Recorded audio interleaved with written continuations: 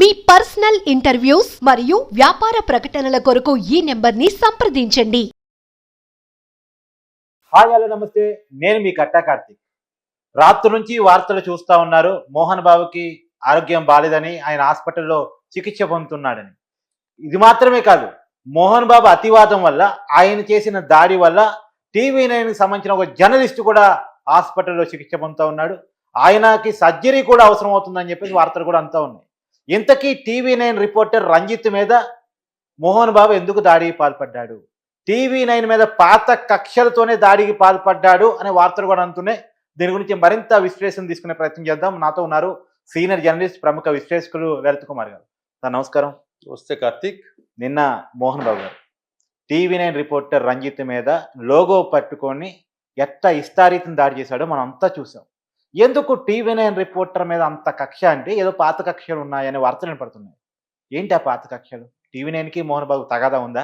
కక్ష కంటే ముందు ఆ జర్నలిస్ట్ రంజిత్ మీద, రంజిత్ అనే వ్యక్తి ఏ ఛానల్లోనో పనిచేయనియండి, అవును, అతని మీద దాడి, ఆ కణితి మీద ఆ మైక్తో అంత గట్టిగా కొట్టడం వల్ల ఒకవేళ మిస్ అయింటే అతను ప్రాణమే పోయే అవకాశం ఉంది. ఇక్కడ ఇప్పుడు ప్లాస్టిక్ సర్జరీ అవసరం అంటున్నారు.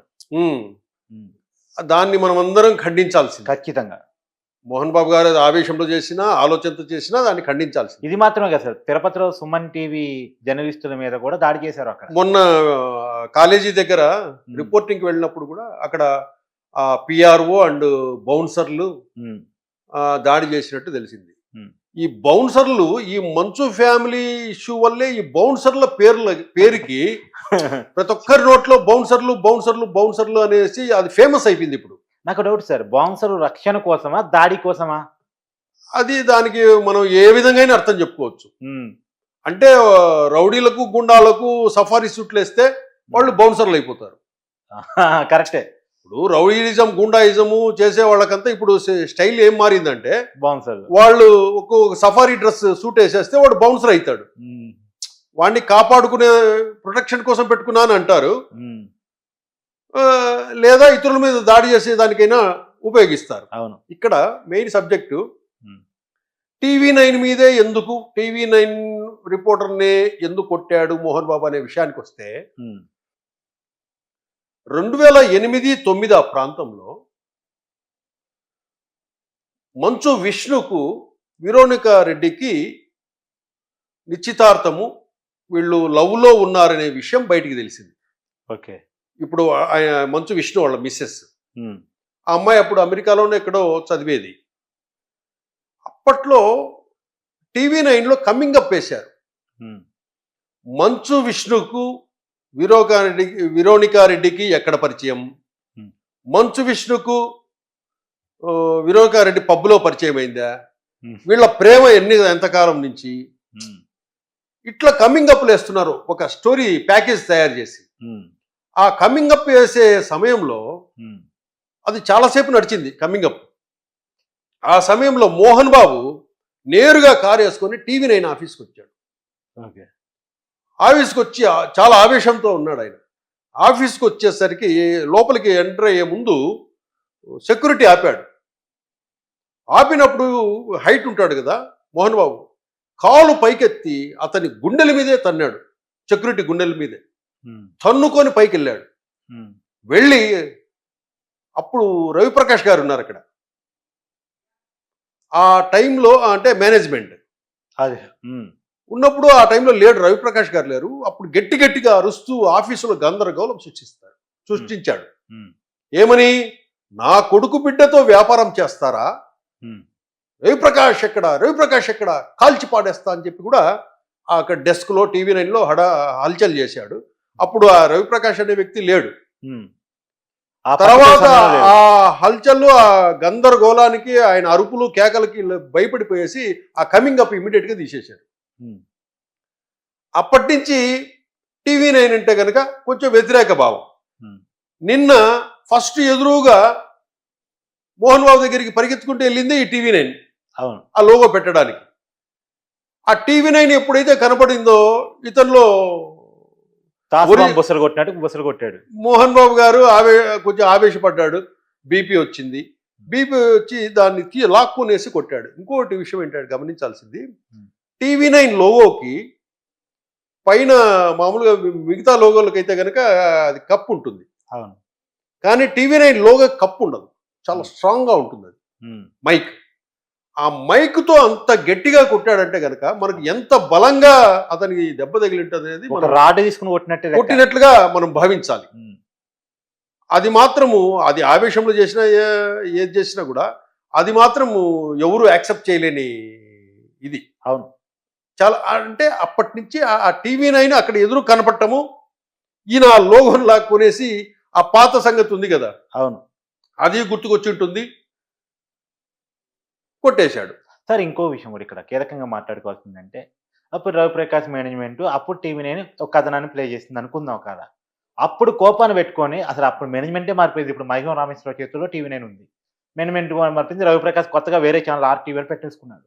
ఇప్పుడు జర్నలిస్ట్ అతను కొత్త అతను అసలు ఆ టాపిక్ నడిచే నాటికి అతను జర్నలిస్ట్ కూడా కాకపోయి ఉండొచ్చు. అంటే మనకు ఆలోచనలు ఎప్పుడు కూడా అవి అప్పుడు రవిప్రకాష్ గారు ఉన్నారా మేనేజ్మెంట్ ఇవి చూడరు, ఎవరు TV9 లోగోనే చూస్తారు.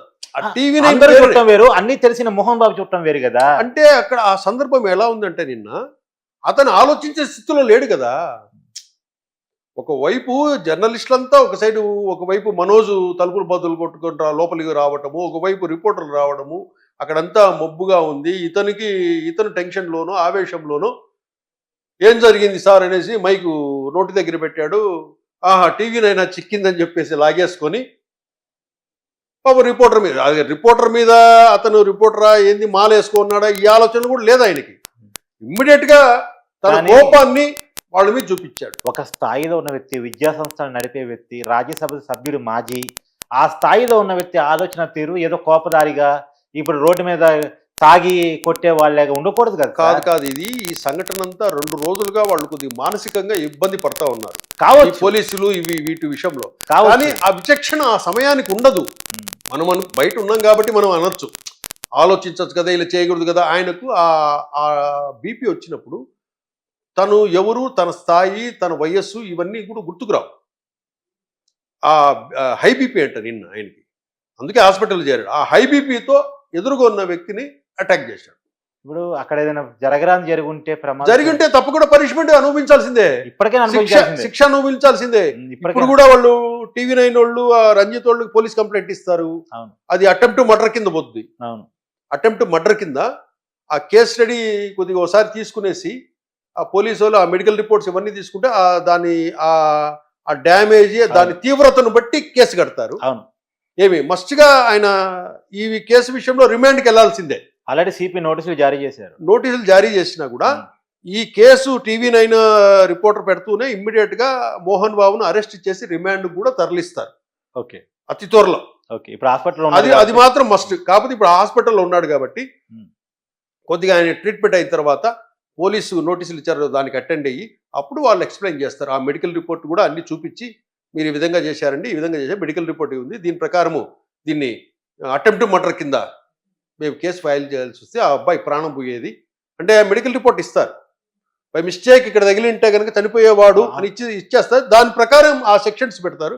అవి మస్ట్గా రిమాండ్కి వెళ్ళే సెక్షన్సే ఉంటాయి. ఏం రిమాండ్ పోతాం ఏంటి సార్? అల్లు అర్జున్ ఇంతవరకు అరెస్ట్ చేయలేదు, ఇతను మాత్రం అరెస్ట్ చేస్తారు. అదే ఇప్పుడు పబ్లిక్ లో కూడా తెలంగాణలోను తెలుగు ప్రజల్లో చర్చ ఏమిటంటే మంచు ఫ్యామిలీకి ఒక న్యాయము, అల్లు ఫ్యామిలీకి ఒక న్యాయమా అని అంటున్నారు తెలంగాణ గవర్నమెంట్ ను. ఏమండి రేవంత్ రెడ్డి గారు, ఏమి మీ పాలనండి? మంచు ఫ్యామిలీకి ఏమో ఇమ్మీడియట్ గా సంఘటన జరుగుతానే నోటీసులు ఇచ్చారు ఇద్దరికి, మనోజ్కి అండ్ మోహన్ బాబు గారికి. అవును. అట్లాంటిది ఒక మహిళ థియేటర్ లో చచ్చిపోతే దానికి కారణమైన వ్యక్తి అల్లు అర్జున్ ను ఇంతవరకు మీరు అరెస్ట్ చేసి జైలుకు పంపించకుండా థియేటర్ వాళ్ళని మీరు బాధ్యులను చేసేసి రిమాండ్ పంపిస్తారా అని చెప్పేసి ఇదే చర్చ జరుగుతుంది. ఇప్పటికైనా రేవంత్ రెడ్డి గారు మంచు ఫ్యామిలీ మీద ఏ విధంగా అయితే పోలీసులు స్పందించారో అదే విధంగా అల్లు ఫ్యామిలీ మీద స్పందించి ఇమ్మీడియట్ గా అల్లు అర్జున్ అరెస్ట్ చేసి రిమాండ్కి తరలిస్తారేమో అని చెప్పి ఆశిస్తా ఉన్నారు. ఏది ఏమైనా సార్, పోలీసులు ఏం చేస్తారో తెలియదు కానీ మనం చేస్తున్న పోరాటం ఫలితంగా, మన వాదనల ఫలితంగా ఆ కుటుంబానికి 25 లక్షలు అయితే అల్లు అర్జున్ ఇవ్వక తప్పని పరిస్థితులు పడ్డాడు. Thank you. Thank you.